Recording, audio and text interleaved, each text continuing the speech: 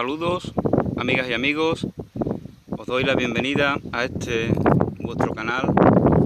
Bueno, hoy quiero hablar de que a las personas no quieren leer la mente de los demás. Bueno, voy a hacer una reflexión que es la continuación de un vídeo que hice hace algunas semanas, que se titulaba ¿Cómo leer la mente de las personas? Bueno, realmente las personas no quieren leer la mente de sus semejantes. ¿Por qué no quieren leerla? Porque tienen miedo, el miedo a descubrir qué hay más allá de este mundo de apariencias, de este mundo al cual nos hemos adaptado. Es un poco, tiene que ver con eso de la zona de confort, ¿no? Tememos descubrir algo más. Fijaos cómo eso que se dice ¿habéis visto el chulo? El chulo ese que dice, mírame a los ojos, mira, sé un hombre, mírame a los ojos. ¿A qué se refiere esa persona? Realmente nos está enseñando que verdaderamente necesitamos ser valientes para mirar a los ojos de nuestros semejantes. Y bueno, como dicen los poetas, pues los ojos son las ventanas del alma, los ojos hablan son el reflejo del alma también, etcétera, etcétera, ¿no? Entonces, cuando esta persona nos dice que seamos valientes y que le miremos a los ojos, nos está dando a entender que efectivamente la mirada es una vía de comunicación fundamental para la condición humana. Entonces, y también hemos magnificado la importancia de la mirada, ¿no? Veis eso de si no lo veo no lo creo, etcétera, etcétera, ¿no? Ver para creer. Entonces hemos magnificado la mirada, el valor de la mirada en detrimento de otros sentidos, ¿no? Bueno, dicen que tenemos miles de sentidos. Hace poco leí algo así, ¿no? Y yo así lo pienso. Realmente eso es como cuando hablan de los chakras, ¿no? Tenemos 7 chakras, pero hay quien dice que tenemos miles, ¿no? Porque realmente el hombre jerarquiza las cosas, las divide en compartimentos, inventa un método de comprensión, pero es para sí mismo, no es algo universal más allá de la condición humana, ¿no? Pero entonces, bueno, para no perder el hilo de lo que os decía, hemos magnificado la importancia de la mirada y por eso pensamos que tenemos que ser valientes para mirar a los ojos a nuestros semejantes y para así descubrir aquello que está detrás de ellos, ¿no? Esto es verdad y no lo es al mismo tiempo, ¿no? Por ejemplo, lo que os comentaba, los invidentes. Si mirar a los ojos es de valiente, pues entonces es como si llamáramos cobardes a los invidentes, ¿no? Los invidentes pues no pueden mirarnos a los ojos y estos mismos invidentes también nos dan otra lección muy importante. Una persona que no ve físicamente puede ser presidente del gobierno, puede ser ministro, puede ser jefe de una organización, es decir, pueden ser activos sociales sin que ese hándicap de no ver físicamente suponga una traba para ellos, ¿no? Esto, por ejemplo, no pueden hacerlo los sordos, ¿no? Es difícil imaginar a un sordo que llegue a un lugar relevante, a una posición de responsabilidad social, en la medida en la que pueda hacerlo, por ejemplo, un invidente, ¿no? Porque entonces vemos aquí cómo hemos magnificado la importancia de la mirada, cuando verdaderamente tenemos otro sentido, que es el auditivo, que es a través del cual se nos va dando mucha enseñanza, ¿no? Este idioma que yo hablo no está en mis venas, no es innato, lo he aprendido aquí en el mundo, igual como tú lo has aprendido igualmente aquí. El idioma no es tu ser. Por eso, como siempre digo, los seres humanos no existen. Existen las personas, existen porque la humanidad no es un valor del ser. Simplemente es una experiencia, una condición, una limitación que es significativa. Y esto está en relación con lo que antes comentaba de la mirada. Hemos magnificado el valor de la mirada, pero no tenemos que quitársele ese valor. Efectivamente, es significativo para nosotros lo que podemos ver a través de los ojos de nuestros semejantes. esto de que dice, esto de estas personas así un poco chulas que te dicen, mírame a los ojitos. Bueno, esto conviene recordar que algunas personas, por ejemplo, algunas personas autistas, por ejemplo, no te pueden mirar a los ojos fijamente porque su atención se desvían de lo que ellos mismos están reflexionando, necesitan estar, por eso muchas veces algunos de ellos tienen ese balanceo, ¿no? Porque de esa manera se estimulan a que aquellos que están compartiendo o aquellos que están reflexionando se les dé fluidamente. Entonces, si te miran estas personas o algunas de estas personas, según dicen las personas que tienen conocimiento clínico de esta enfermedad, si te miran a los ojos, pues pierden la atención de lo que están compartiendo y se quedan en blanco, ¿no? Se quedan como yo ahora. Entonces, bueno, esto era lo que yo quería compartir, ¿no? Este es el problema que tenemos. No queremos leer la mente de nuestros semejantes. Y si alguien lo quiere, pues muchas veces pues es movido por la codicia, para ganar algo más, para sacar un provecho egoísta, ¿no? Entonces, y eso ya como os explicaba en ese vídeo que hice, eso no da resultado en absoluto. Porque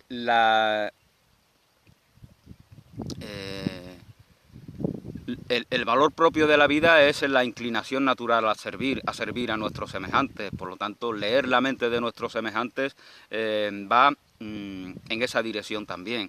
Y por eso os ponía el ejemplo de esta película de Bruce Willis y Samuel L. Jackson, El elegido, en el cual pues Bruce Willis ve la mente de sus semejantes. Él es un vigilante. Y en su voluntad de servir, pues llega hasta ese extremo. Ve dónde puede estar el peligro. Imagínate, tú eres un vigilante. Tu profesión, tu vocación, tu trabajo, tu servicio es determinar dónde puede haber un peligro en caso de que lo haya, ¿no? Si no lo hay, pues mejor. Pero tienes que estar ahí. Entonces, ¿cómo puedes saberlo? No te queda otra que desarrollar un potencial que va más allá de los sentidos y del material con el cual normalmente nos movemos. Y entonces él lo desarrolla. Y fijaos cómo este desarrollo que en él se da tiene también una compensación. Él le teme al agua, teme estar rodeado de agua. ¿Por qué? ¿Por qué le pasa eso? Porque eso también es una resaca de la mentalidad de carencia. Cuando desarrollamos un potencial que no ha sido desarrollado, cuando lo manifestamos de alguna manera, aunque solo sea en un amago.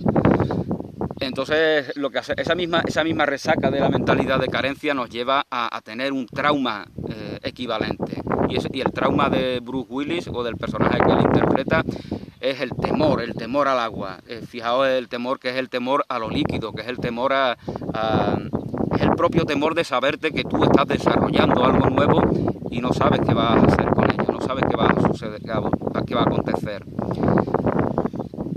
Y bueno, yo también en el vídeo que os hice, pues también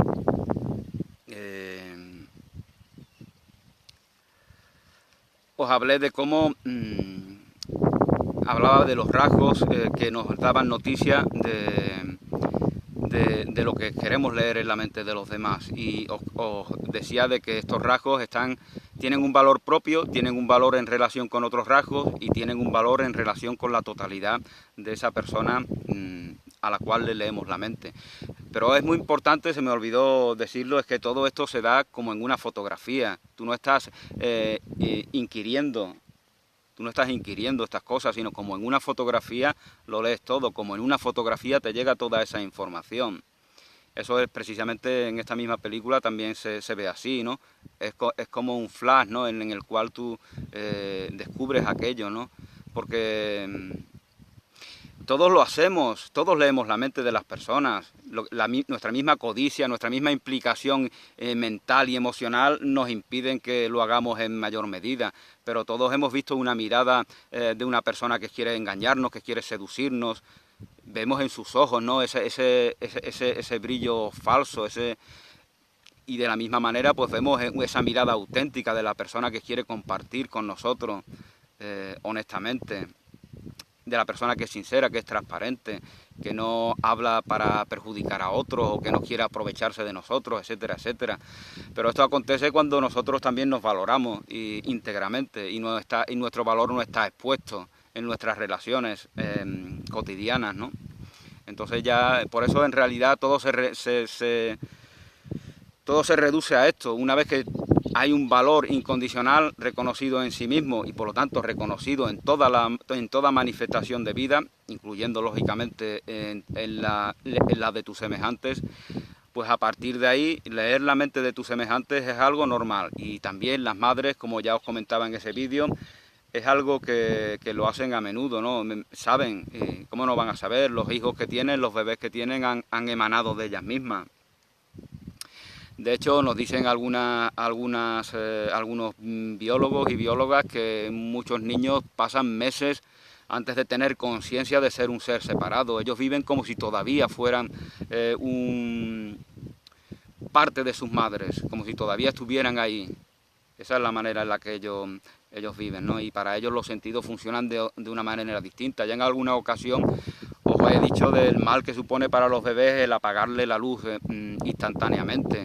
Le apagas la luz instantáneamente a los niños y a los niños es como si el mundo se terminara, es algo traumático para ellos, ¿no?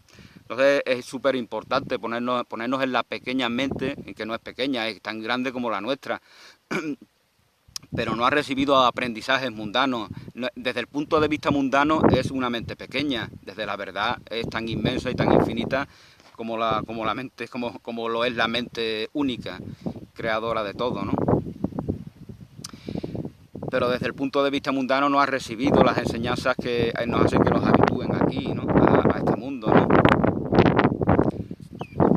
Si nos apagan la luz y la luz se va en un sitio, pues no tememos porque sabemos que es una luz artificial que se enciende y que se apaga, ¿no? Pero los niños no tienen ese conocimiento todavía. Pero bueno, no quería desviarme del tema, ¿no? El caso es que el vídeo eso era lo fundamental. No queremos, como personas, no queremos leer la mente de nuestros semejantes. Nos mueve el miedo nos paraliza. Entonces esto es lo primero que tenemos que trabajar.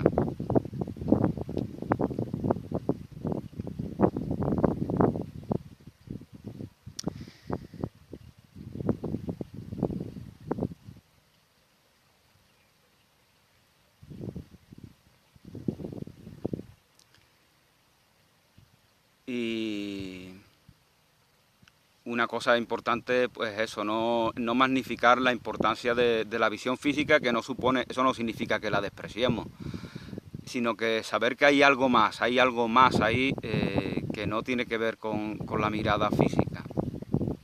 Hay maneras de comunicarnos más allá de los sentidos que conocemos. Y el principal punto, un detonante importante para dejar de magnificar esa mirada física, que es maravillosa, ¿no? Porque es maravilloso ver todos los colores de la vida, de la naturaleza, las grandes obras de arte, pero tan maravilloso como escuchar las grandes obras de arte musicales que han hecho los grandes y las grandes compositores y compositoras, ¿no? Entonces, como os comentaba, un detonante importante es dejar de magnificar la importancia que le damos a la mirada. Paradójicamente, cuando dejemos de magnificar, pues ya no temeremos tanto y ya miraremos a los ojos de nuestros semejantes de una manera natural, pero no como hacer chulo, al cual antes me refería, no como una forma de empoderarse. Te miro a los ojos, pues soy valiente, No de esa forma, porque eso es lo propio de una mentalidad de carencia, que necesita empoderarse a través de la agresión, a través de actitudes agresivas. Una vez que tú reconoces en ti el poder, tu inclinación a servir ya no manifiesta esa necesidad de empoderarte a través de la agresión, a través de la ridiculización, de la humillación, del ataque a tus semejantes. Entonces ya cuando miras a los ojos de tus semejantes, pues lo haces desde el reconocimiento del poder en ti, que es el reconocimiento del poder en tus semejantes. Entonces la comunicación ya no se da desde una mentalidad de carencia. entonces ya puedes saber qué es lo que hay en tus semejantes, entonces ya recibes esa información. Y la mirada es importante porque porque lo es de por sí, pero también porque nosotros lo hemos magnificado. Pero eso no significa que eso es un referente. Las pupilas a las cuales nuestros ojos contemplan es un referente significativo para nosotros. Y por eso nos dan tanta información.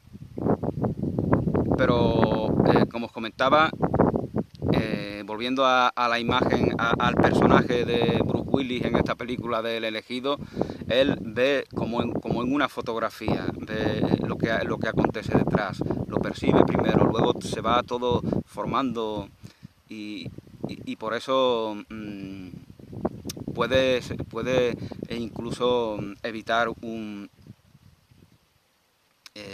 crimen, ¿no? O gracias a esa visión de lo que acontece en la mente de sus semejantes. A él no le mueve la venganza ni una inclinación justiciera, no, lo mueve al servicio de sus semejantes, incluido el propio secuestrador. A él no le mueve la maldad, el odio, el deseo de destruir, de atacar, de meter en la cárcel a los cabrones que hacen tanto daño, no, ese lenguaje ya no es propio de una persona, no es propio de una persona que reconoce en sí el poder. Lo que es propio de sí es esa inclinación natural a servir, que es lo que él manifiesta, ¿no? Pero como os comentaba, también pues suele darse que una vez que se manifiesta este potencial, pues esa resaca de esa mentalidad de carencia nos hace que compensemos en otro aspecto ese amago de ese nuevo valor que estamos manifestando. Entonces por eso él tiene ese temor a lo que el agua representa. Para esto ya, como os comentaba en alguna ocasión, para esto pues Jesús de Nazaret nos da una gran enseñanza cuando camina sobre las aguas.